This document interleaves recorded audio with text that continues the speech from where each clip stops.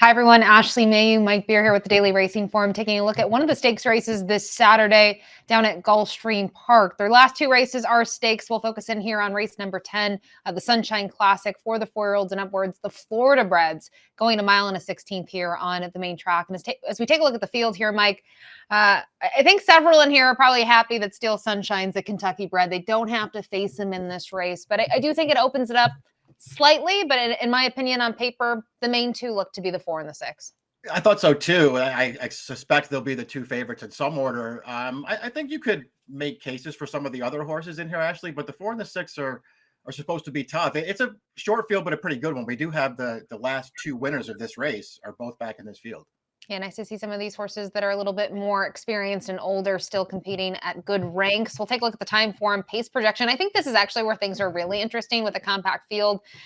There isn't necessarily a ton of pace signed on, at least when you look at horses, say, in their last maybe effort or two. I think some horses, such as the two Hades, you can go back and say he's got a fair bit of speed, but we haven't seen him as much this year.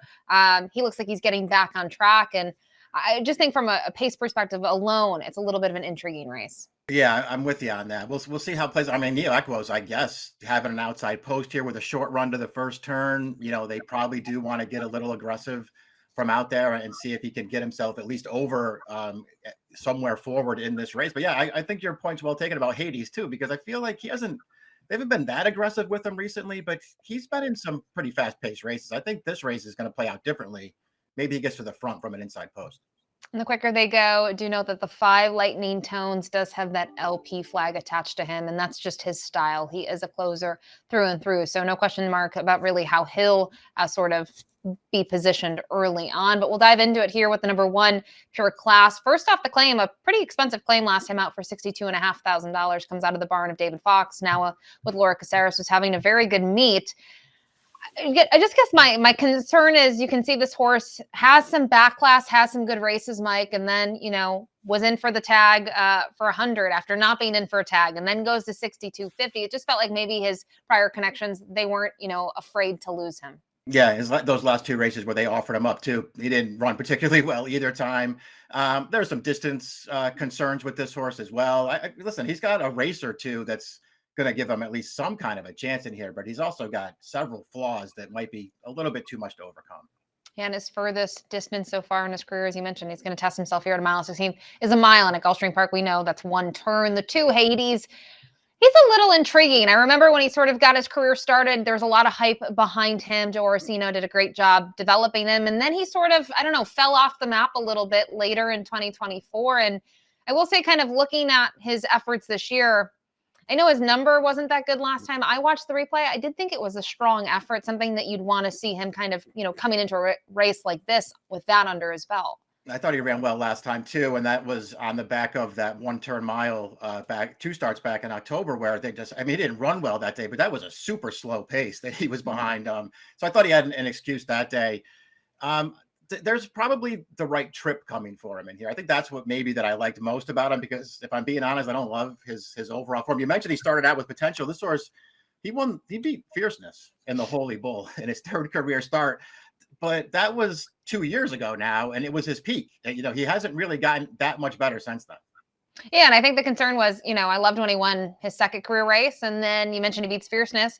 He also went 50 and 2 to the half going a mile and a 16. Right. So it really depends. I mean, I just feel like he has shown glimpses of talent, though, in some of his efforts. And just to see him get back to the winner's circle for the first time last year, kind of in his final start as a 4-year-old, I thought was promising. The 3 Awesome Train is up next. He's another one that comes in off a win. I don't know how to assess him, Mike, and I'm curious to get your thoughts on him. Obviously, you see his win last out, or you see the win 3 back. He's getting competitive figures, or at least what I think is competitive enough at this level. But I just don't know if I necessarily trust him fully. And I just think a lot, when I look at those races, had to do with where he was positioned, the fractions, and sometimes who he beat. Yeah, I'm with you. I feel like we have the same opinion on this horse. He's got races that'll give him a chance in here. I found it hard to really like him all that much. The race 2 back is really one that holds me back. I don't think that he ran well at all in that race. behind a couple of these same rivals. That was a really strong pace, I thought, for that race. And he just could never make an impact. It never looked like he was going to win. And when he bounced back last time and got a win, but they dropped him in class pretty sharply for that. We'll move to the number 4, Lure Him In. We'll actually take a look at that race that you were just talking about with Awesome Train. As Lure Him In, Lightning Tones, and Awesome Train are the 2nd, 3rd, and 4th place finishers. And this is where I made the joke, right? Steel Sunshine's not a Florida bred. Can't race in this race. But a horse that has a very strong resume. And you talked about the pace. I think you look at this effort, maybe you think Lure Him In, I don't know, gets tired. I just think he got beat by a better horse. I thought he ran a really good race. He's clear of everyone else in here. And I think with that in mind and his resume, maybe there are some questions at times. Does he want to go this far? He kind of gets close to getting it done and not doing it. But I think there's a lot to like about him. Yeah, I agree. I just like his overall form. I liked his effort last time, as you did. Just a race where another one, the fractions don't look that fast, but this horse just powered up and took over up the backstretch, opened a clear lead on that field, and just made everybody chase him. And he was just never letting them into the race. I just thought that was a really strong performance. He's got tons of other races that make him tough in here. This is a great distance for him. He's got the speed to be right up close or on the lead if they want to put him there. I just thought he was a super logical horse in here. I think he's the horse to beat.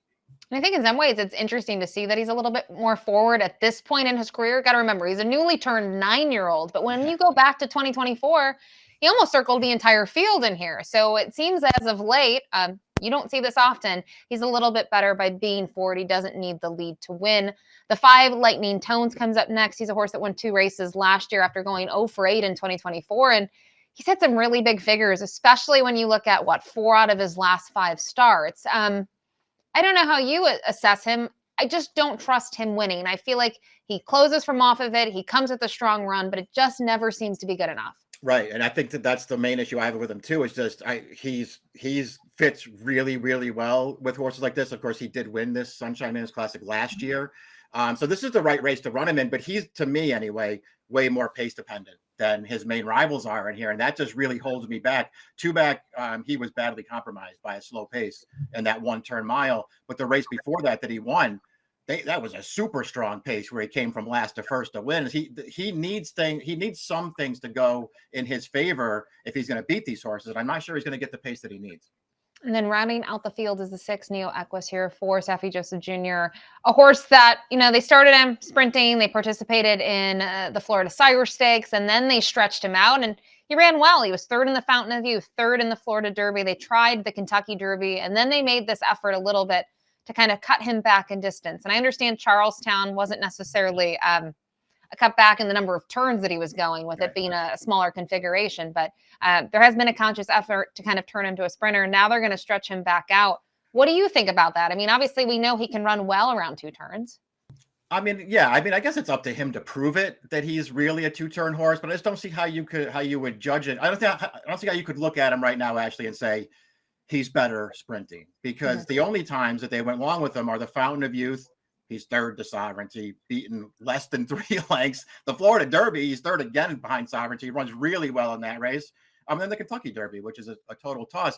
You mentioned too, I'm glad you brought up the Charlestown race, because it is a 2-turn, 7 furlongs. He ran great in there. I bobbled at the start, bumped, then rushed up to contest the pace. The horses that he finished in between there, the 1st and 3rd finishers, are both really good horses who came back to win their next 2 starts, both of them. I don't know, man. I'm willing to give this horse the chance, especially against a field like this one where he's clearly dropping in class. Willing to give this horse the chance to prove that he can get 2 turns. And you mentioned the horses that finished behind him at Charlestown. The horse that beat him in some ways was, I don't want to say looked down upon, but he went off at a big price. I don't think he should have been. And he went on to win 2 after that. He beat post time. And then more recently gets a 107 buyer when finishing 2nd to post time. So I do think the race at Charlestown actually carries a lot of weight for him, and he ran very, very well. So Neo Equus is going to round out the field of 6 for the Sunshine Classic. We'll move to our top selections. And Mike, we go through a lot of races and we don't necessarily see all the horses the same, but we really did when it came down to this and discussing all 6 runners. And I think the real difference is we sort of flip-flop our top 2 and our 3rd and 4th choices. But the horses on paper, they're the 4 or the 6. You go to the 6. Yeah, I gave a slight edge to Neo Equus in here, but I could honestly say, actually, when this race gets to post time, whoever's the better price when they load into the gate, that would be the one that I would bet. Yeah, and I think that's a big factor here. I really don't know.